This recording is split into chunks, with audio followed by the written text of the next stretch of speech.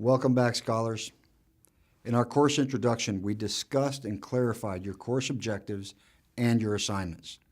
With the clarity gained last week in mind, we will use this time together to discuss the children we have been referring to as exceptional learners. While doing so, we will explore and perhaps challenge some of the thinking for how we use this word, exceptional. So, what does exceptional mean anyway? Think about that for a minute. Yes, we are all here to learn about the exceptional learner, but we are all so familiar with how we use that term that we may not be taking time to pray and allow biblical teaching to inform our thinking about what exceptional really means.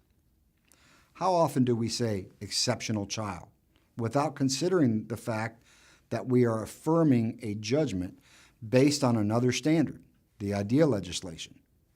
Not to be pedantic, but without a perspective that is constantly challenged, we could, through simple familiarity, begin assigning an identity to children based on what a human standard says about that child's physical or intellectual challenges. The idea is a great guide, but it's not the authoritative voice on human identity. I don't believe I risk much by assuming many Christian educators probably refer to exceptional in a way that is largely void of biblical perspective. If you think about it, when most educators use the term exceptional to describe a child, they're referring to a human-authored legal standard. If we're not careful, this limited view of the child can become a defective view of the child with ability differences. And a defective view of a child with ability differences can be a dangerous thing. Dangerous for the child with disabilities and eventually for everyone else.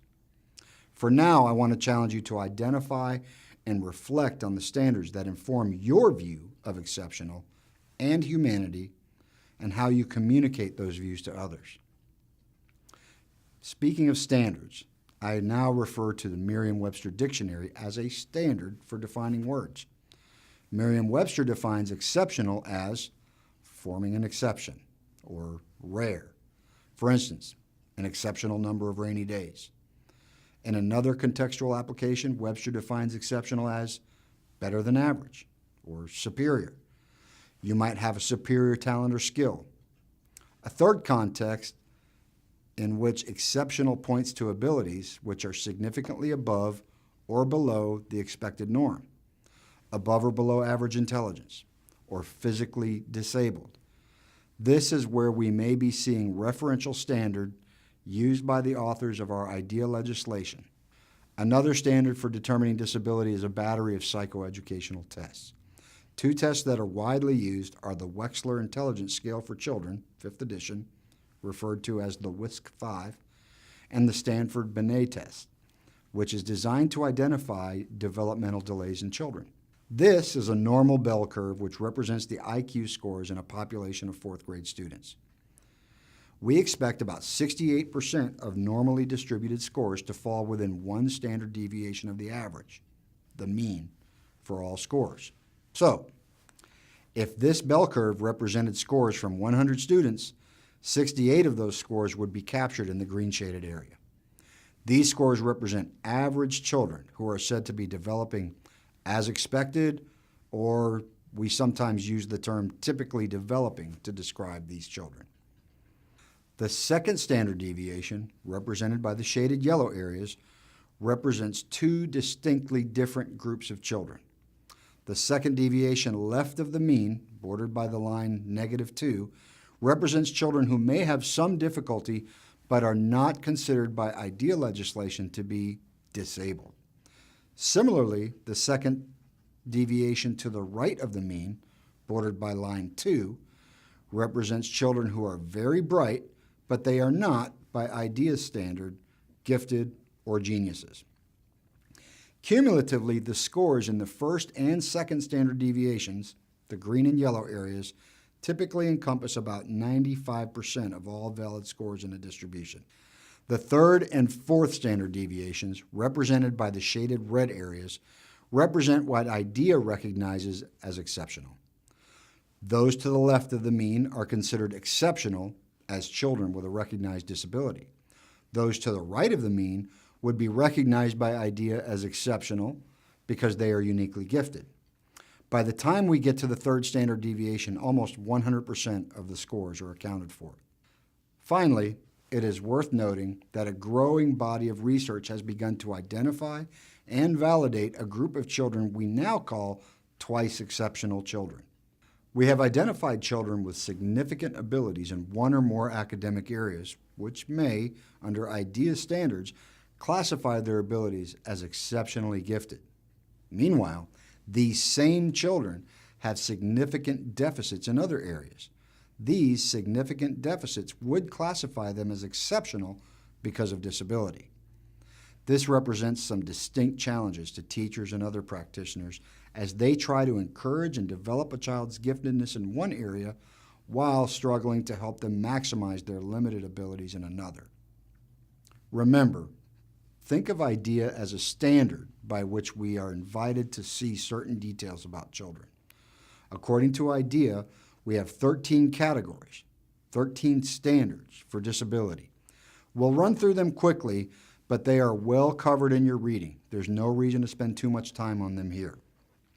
There are autism spectrum disorders, deafness, emotional disturbance, which IDEA says is a range of persistent disorders which includes anxiety, eating disorders, and others, which contribute to an inability to learn that cannot be explained by intellectual, sensory, or other health factors. We have hearing impairment, which is less profound than deafness, but it still impacts the child's ability to learn, socially engage, and grow in their use of language. The next one used to be known as mental retardation. We now call this intellectual and developmental disabilities. There are probably some senior administrators and practitioners who still use this term because of habit or perhaps due to a philosophical disagreement with changing the name of the category. Regardless, for your benefit, I do want to point out that the word retarded is still used by some professionals, and it does indeed have a well-known and widely used professional definition, which does not have a disrespectful connotation of any kind. The next category is multiple disabilities. This classification is based on the presence of multiple, simultaneously occurring impairments which impact learning and cannot be overcome by the accommodation of one impairment. For instance, a child with autism who is also hard of hearing. This presents an especially complex challenge for parents and teachers. The next category is orthopedic impairment. Be aware that an orthopedic impairment may result from many contributing factors, which include problems at birth, progressive diseases, severe injury, or abuse. The next classification is other health impairments. Then we have specific learning disability, which, briefly speaking, addresses a range of issues from asthma to hemophilia to Tourette syndrome and other conditions which affect a child's ability to learn, meet behavioral expectations, and socially engage with their peers. Then we have specific learning disabilities which affect a child's ability to listen, think, speak, or engage in one or more academic skills like reading, writing, performing mathematical computations, or other skills and tasks. Speech and language impairments is well defined in your reading. Traumatic brain injury is an acquired injury to the brain which results in a loss of function or abilities, or both. This does not include brain injuries caused at birth. Finally, we have visual impairment and blindness, which your Kirk text combines despite their lack of a warning or an explanation. Sorry about that. Nevertheless, they are well explained in the text. Now remember, I said I would not ask you to memorize this list for testing purposes, but I do want you to think about the most common ones in your school and the ones you seem to notice everywhere else. This might help you prepare to engage these children when you meet them in the classroom and in your places of worship, especially the latter, where my personal research shows that our problems, the church's problems, with engagement lag far behind secular culture's efforts. Now that we've reviewed the IDEA's standards for viewing certain aspects of some children, I want to invite you to consider how those standards may be affecting our thinking, especially when there is not a more powerful, more frequently considered standard which impacts and guides and commands our attention. Now, we're in a distinctly Christian university, in a class together studying exceptional learners. We know, coming in, that biblical teaching is definitely a standard we need to consider. But how often do we really do that? What makes a person human? Are those children with disabilities as human as the rest of us? How did those questions make you feel? Angry? Offended? Before we start to feel too justified about the very strong feelings such questions might invoke, consider this. The Barna Group does research to provide church leaders with information they need to remain aware of the pulse of popular Christianity. In a 2001 survey, Barna discovered that a large percentage of self-identified Christians believe there is no such thing as absolute truth.